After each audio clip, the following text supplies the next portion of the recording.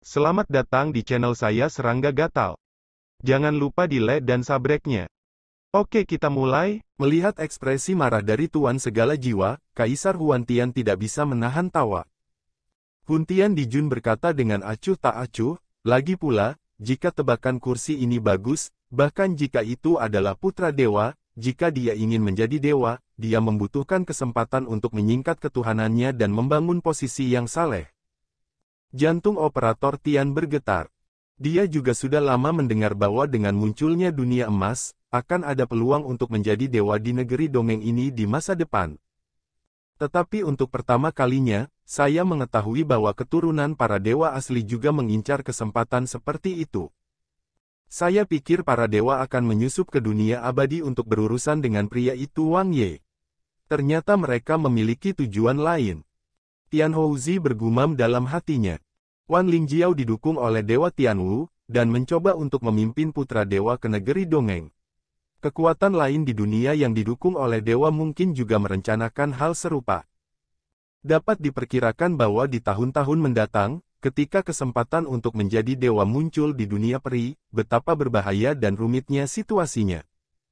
Pada saat ini, wajah penguasa semua roh menjadi semakin sulit untuk dilihat, dan berkata, "Saudara Dao, saya dapat menjamin untuk memberi Anda metode rahasia untuk menyelesaikan bencana, tetapi jaminan apa yang Anda ambil bahwa Anda tidak akan menarik kembali kata-kata Anda? Takut aku mengingkari janjiku. Dalam analisis terakhir, Anda tidak ingin membantu saya, tetapi Anda juga ingin menggunakan malapetaka pada saya untuk membiarkan saya dikendalikan oleh Anda." Suaranya dingin dan sinis.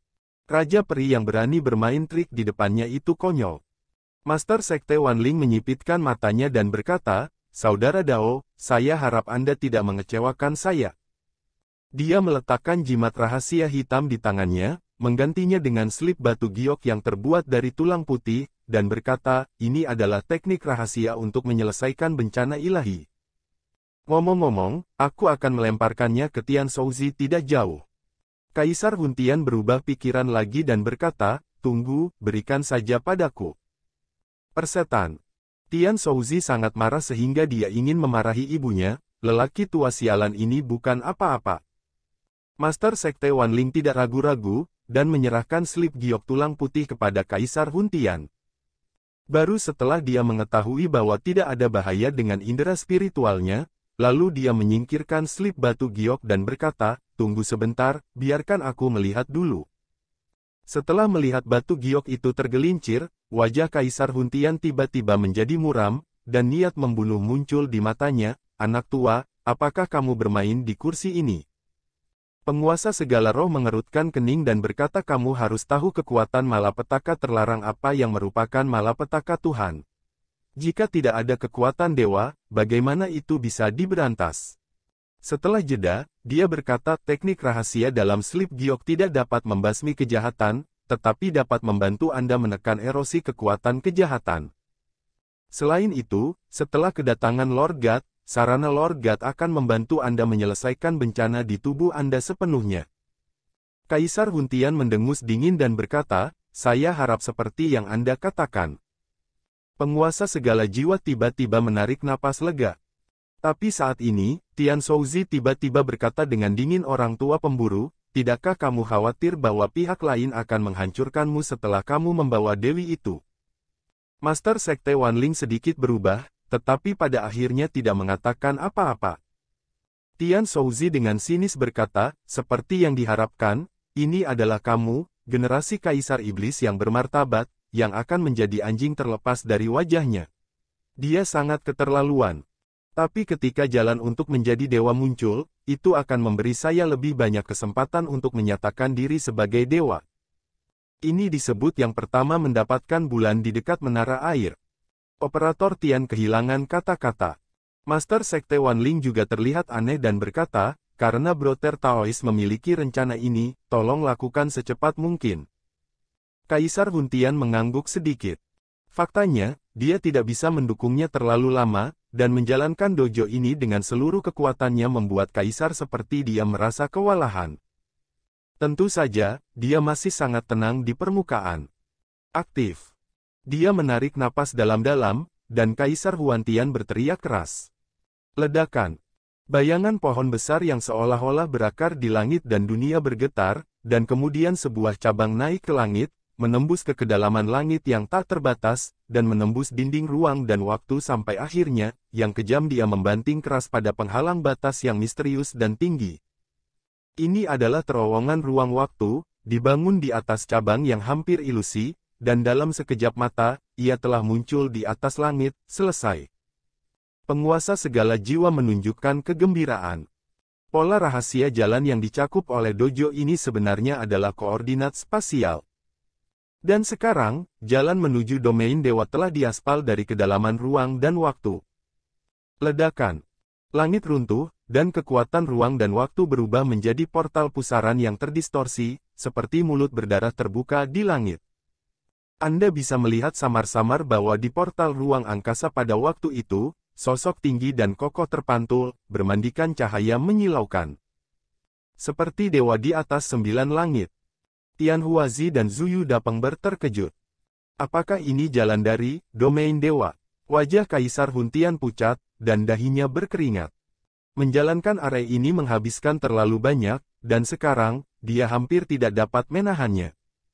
Namun, ketika dia melihat sosok kuat yang terpantul di portal waktu dari kejauhan, warna aneh muncul di kedalaman matanya. Ini adalah keturunan para dewa. Huntian Yaojun mau tidak mau merasakan jejak emosi yang rumit di hatinya.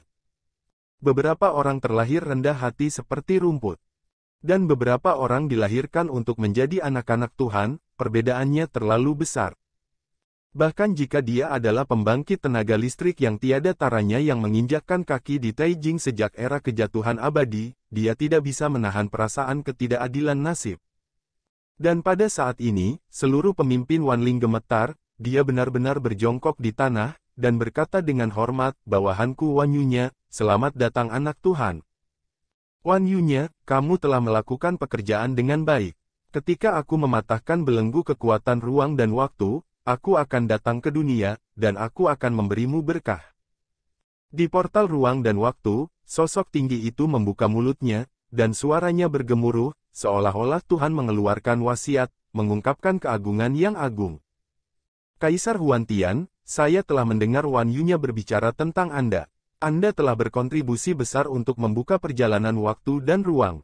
Ketika saya datang ke dunia, saya secara pribadi akan membasmi malapetaka di rumah Anda. Tubuh. Sosok jangkung itu berbicara lagi, yang membuat Kaisar Huntian merasa segar dan berkata, terima kasih, Putra Dewa. Persetan, sungguh memalukan. Saya juga meminta anak Tuhan untuk cepat menjadi debu, saya tidak bisa mendukungnya terlalu lama. Kaisar Huntian dengan cepat berkata, bagus. Di portal ruang dan waktu, sosok tinggi itu bergegas maju. Ledakan.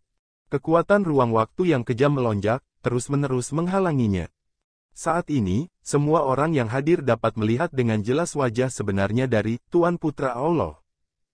Orang ini penuh dengan rambut perak panjang, dan sosoknya yang tinggi ditutupi di bawah lapisan pakaian perang hitam. Tempat di antara alis ditandai dengan tanda berbentuk ular bengkok emas. Dan di tangannya, memegang pagoda tulang putih, pagoda itu memiliki 9 lantai, memancarkan cahaya ilahi yang menyilaukan, menghancurkan semua ruang dan waktu di jalan di depan. Tidak diragukan lagi bahwa pagoda tulang putih adalah harta karun yang luar biasa. Aktif. Dengan teriakan keras, pria berambut perak itu bergegas menuju luar gerbang ruang dan waktu. Dunia bergetar. Dojo Baizhang dalam kekacauan, dan altar setinggi 9 kaki berdengung. Huntian Dijun batuk darah di bibirnya dan hampir kehilangan kendali. Dia mengambil napas dalam-dalam dan mencoba yang terbaik untuk membuat tembakan, yang mampu menstabilkan dojo dan altar agar tidak terpengaruh. Pada saat ini, setengah dari sosok pria berambut perak telah terungkap dari terowongan ruang dan waktu, dan dia hanya selangkah lagi untuk datang ke dunia. Akhirnya di sini, penguasa segala jiwa bersemangat. Dia dapat membayangkan bahwa di masa depan, di bawah kepemimpinan Tuhan Yang Maha Esa, agama semua roh mereka akan dapat menjangkau dunia dengan pedang dan menjadi tak terkalahkan. Tian Huazi dan Zuyu Dapengniao mengalami depresi. Apa yang harus dilakukan? Burung Zuyu Dapeng gelisah. Tian Shouzi menggertakkan giginya dan berkata dengan cepat, ayo pergi sekarang. Berbicara, dia membuka telapak tangannya, dan kulit kura-kura gelap muncul, hampir melakukan sesuatu. Tapi saat ini, ledakan.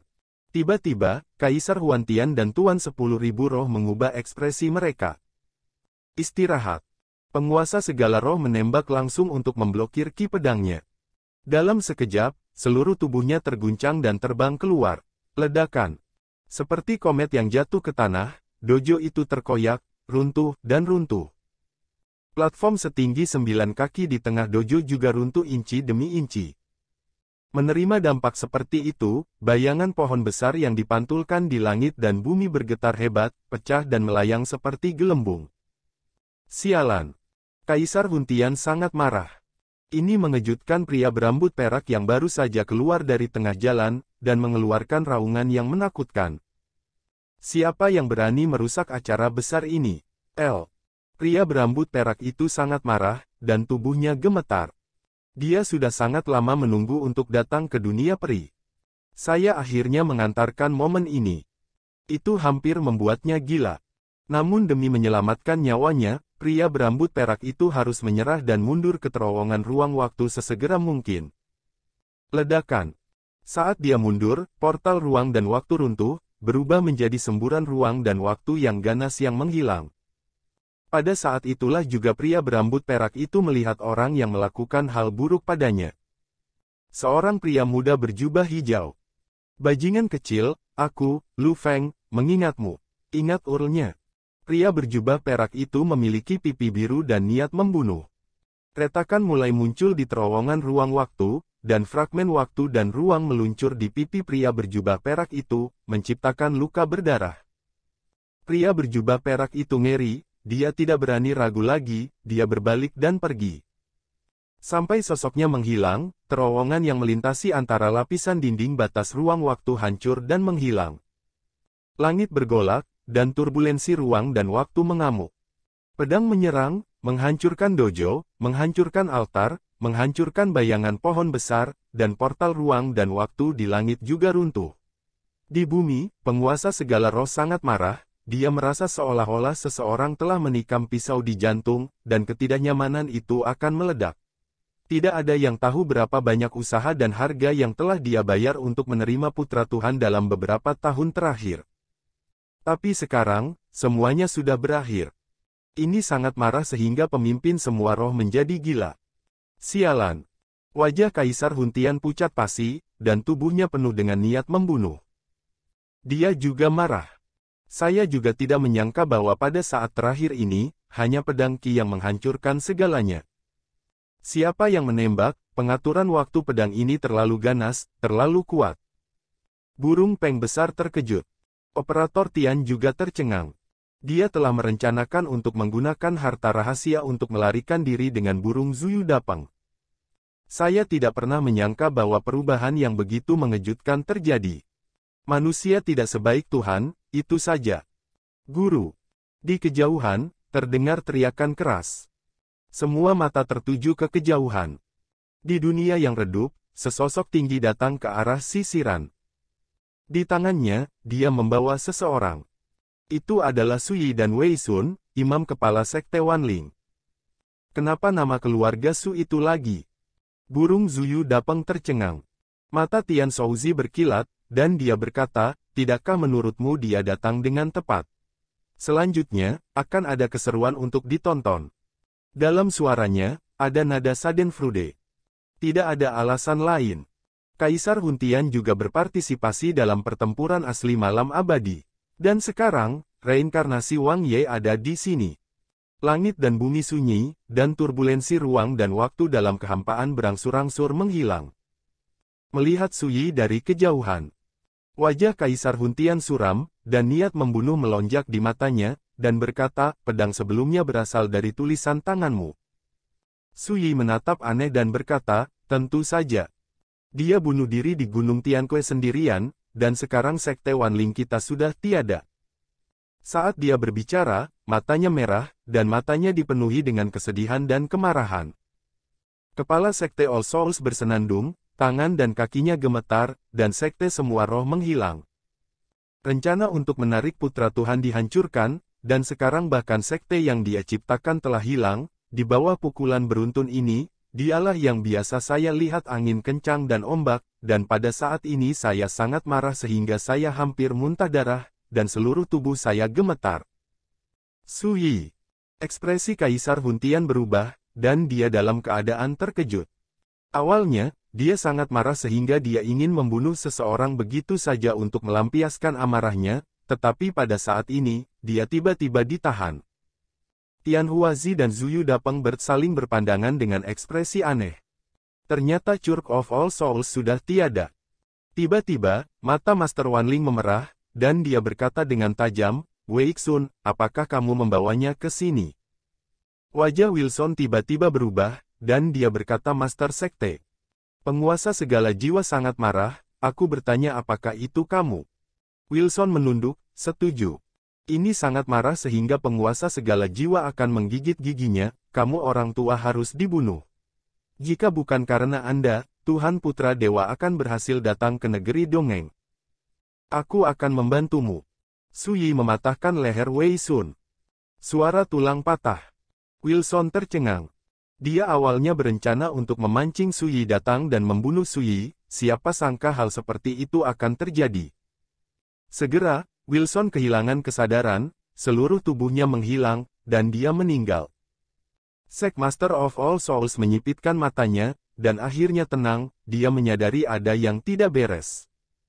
Saya hanyalah seorang Raja Abadi, tapi dia menginjak Sekte Wanling dan menangkap Wei Xun, Raja Abadi sempurna yang agung hidup-hidup, dan baru saja, sebuah pedang goyangkan dia keluar. Lawan seperti itu tidak diragukan lagi terlalu menakutkan.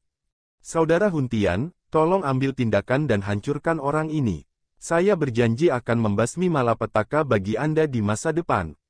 Penguasa segala jiwa berbicara dengan suara yang dalam.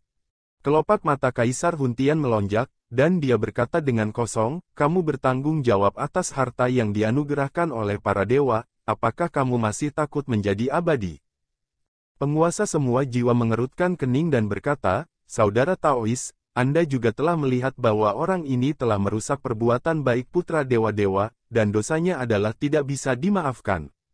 Kamu membunuhnya saat ini. Itu setara dengan mengeluarkan bau mulut untuk Lord of God, mengapa kamu tidak bisa membasmi malapetaka dewa di masa depan?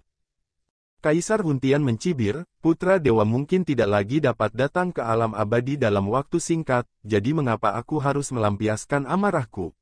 Untuk dia, kamu. Penguasa segala jiwa sangat marah, dan wajahnya menjadi gelap. Dan melihat adegan ini, Su Yi tidak bisa menahan tawa. Di matanya, perselisihan antara lelaki tua dan penguasa segala arwah itu seperti anjing menggigit anjing, penuh rasa absurd dan lucu. Ledakan. Su Yi membuang tangannya dan membuang tubuh Wei Xun, dan berkata sambil tersenyum, apakah kamu ingin berkelahi dulu dan membagi urutan penampilan? Sarkasme dalam suaranya. Tian Huazi dan Zuyu Dapeng merasa geli. Keduanya dapat melihat bahwa apakah itu Kaisar Huantian atau pemimpin Wanling, mereka jelas penuh kecemburuan terhadap Su Yi. Burung Zuyu Dapeng sangat bingung dan tidak tahu kenapa. Hanya Tian Shouzi yang tahu, dan Kaisar Huantian mungkin telah melihat beberapa petunjuk dan menebak identitas asli Su Yi. Jika tidak, bajingan tua yang kejam dan kejam ini tidak akan pernah begitu sabar. Benar saja, melihat ironi Su Yi, Kaisar Huantian bergeming. Matanya berkilat, dan dia berkata kepada Master of Wanling, kamu bisa melakukannya dengan percaya diri, jika ada kecelakaan, kursi ini tidak akan diam saja. Master Wanling membalikkan telapak tangannya, jimat rahasia hitam muncul, dan berkata dengan dingin, saudaraku, saya pikir lebih baik kita melakukannya bersama, jika tidak, jika sesuatu terjadi pada saya, Anda bahkan tidak akan berpikir untuk memberantas bencana ilahi dalam hidup Anda. Wajah Kaisar Huntian tenggelam, baru saja akan mengatakan sesuatu. Dentang. Nyanyian pedang tiba-tiba meledak. Dan sosok Su Yi menghilang begitu saja. Pada saat ini, Tuan 10.000 roh dan Kaisar Huntian membuat reaksi yang berbeda. Tubuh. Di tangannya, ada tombak merah tua, menusuk keluar. Ledakan. Kekosongan 10 arah runtuh, dan kekuatan para dewa yang kejam menyapu dan menyebar. Satu pukulan itu sudah cukup untuk mengancam karakter Taijing. Dan sosok Kaisar Huantian bergerak, datang ke Tian Shouzi untuk pertama kalinya, dan meraih leher Tian Shouzi. Semuanya terjadi pada saat yang bersamaan. Penguasa 10.000 roh dan Kaisar Huntian tampaknya memiliki pemahaman diam-diam, yang satu melawan musuh, dan yang lain pergi untuk menangkap operator surga, dan kerjasama mulus. Semua orang dapat melihat bahwa keduanya tampak bertengkar sebelumnya, tetapi sebenarnya mereka telah mencapai kesepakatan secara rahasia. Su Yi tiba-tiba bergerak untuk menghentikan aksi keduanya, dan segera melancarkan serangan balik tanpa ragu-ragu. Sayangnya, keduanya salah perhitungan. Ketika Kaisar Huantian membunuhnya, sosok Tian Shouzi dan burung Zuyu Dapeng menghilang secara aneh. Seperti menguap begitu saja. Hampir bersamaan, terdengar suara benturan yang mengejutkan. Sosok Su Yi muncul di langit di atas Tuan 10.000 roh, mengayunkan pedangnya dan menebas, pukulan sombong itu menghancurkan tombak merah di tangan Master of All Souls, putuskan sambungan dari tengah. Saat pedang Qi mengamuk, penguasa segala roh terbelah dan terbang keluar, dan baju besi merah yang menutupi tubuhnya bergetar hebat. Dia tampak ngeri, tidak bisa dipercaya. Apa yang dia gunakan adalah harta yang dianugerahkan oleh para dewa, yang disebut Scarlet Battle Suit, kekuatan terlarang para dewa, yang dapat diturunkan menjadi baju besi dan tombak, hanya dengan desakan, itu sudah cukup untuk membuat Raja Abadi seperti dia memiliki kekuatan untuk mengancam karakter Taijing. Tapi sekarang, dalam satu pukulan, dia terlempar ke belakang. Bahkan tombak merah pun dipotong. Ini luar biasa. Pada saat yang sama, wajah Kaisar Huntian juga jelek. Awalnya, dia berencana untuk menangkap Tian Shouzi hidup-hidup sebagai sandera, dan kemudian bekerja sama dengan Master of All Spirits untuk mengalahkan lawan dalam satu gerakan. Siapa sangka Tian Shu sepertinya sudah dipersiapkan sejak lama dan lolos selangkah lebih maju. Seperti yang saya katakan, bajingan tua ini sama berbahayanya dengan sebelumnya, dan dia tidak akan duduk diam. Di bawah langit yang jauh, sosok Tian Shouzi muncul dari udara tipis. Benar-benar tidak menjanjikan. Setelah bertahun-tahun, saya belum membuat kemajuan Su Yi berbicara dengan ringan. Sebelumnya, Tian Shouzi telah memberitahunya melalui transmisi suara bahwa Kaisar Huntian menderita bencana surgawi dan vitalitasnya rusak parah. Orang tua ini kelelahan parah dan sudah berada di akhir tembakannya. Dalam keadaan seperti ini, Su Yi tidak akan menunda waktu dan memberi pihak lain kesempatan untuk bernafas. Oleh karena itu, ada serangan yang tiba-tiba meletus barusan. Wajah Kaisar Huntian muram, matanya tertuju pada Su Yi, dan dia berkata, "Wang Ye, apakah itu benar-benar kamu?" Suaranya rendah dan dingin. "Wang Ye." Mendengar gelar seperti itu, penguasa segala jiwa merasa seperti digenggam, dan wajahnya berubah total. Orang itu adalah Kaisar Malam Abadi. Sekian dulu dari Mimin. Terima kasih.